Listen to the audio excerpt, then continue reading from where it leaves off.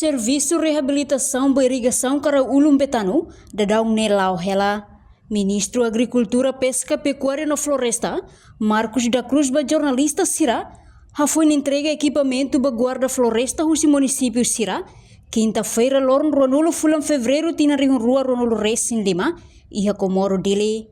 Marcos informa, processo reabilitação e irrigação para Ulum, tama ia projeto Bot Lima, nebe retan na aprovação do orçamento tinang nenyang, e dadau ne, processo lau hela iha ADN, atuhalo verificação ba desenho.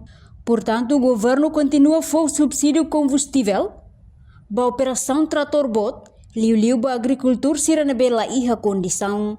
Inclui iha projeto Bot Lima nebe retan na aprovação, ba orçamento tinang jadi ninia. Nebe processo lá ela processo agora ia ADN atau a verificação ba desenho BQ depois outro ida ne ita bele bana ia café depois ba ia conselho ministro atau etang autorização de despesa depois ba ne ia cena nebe betan ne tama ia plano tine ini. Íamos será preocupado com o combustível, a agricultura raça não cola raça combustível para filar aí, o ministério não como vai. Sim, o governo está aí na fatin subsídio para combustível, para operação trator bot né.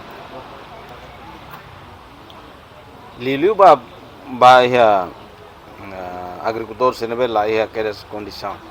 Mas se ia agricultor balo nebe que ia na condição nia rai nebe atu fila ne rai luan los então cari nia bele contribui mos ini la problema mas ba agricultor ita hare dia agricultor ita nia maioria ida kala iha hektar rua ini ita subsidia mas se iha ema ruma ke iha fali hektar 5 sanulu ane nia precisa nia mos contribui netika.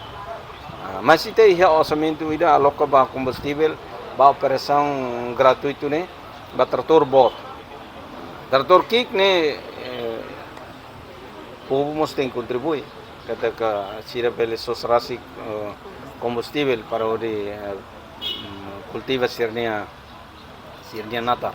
Reportagem de Fifanya de Carvalho, Televisão Timor Post. Janela informação ba emogoto.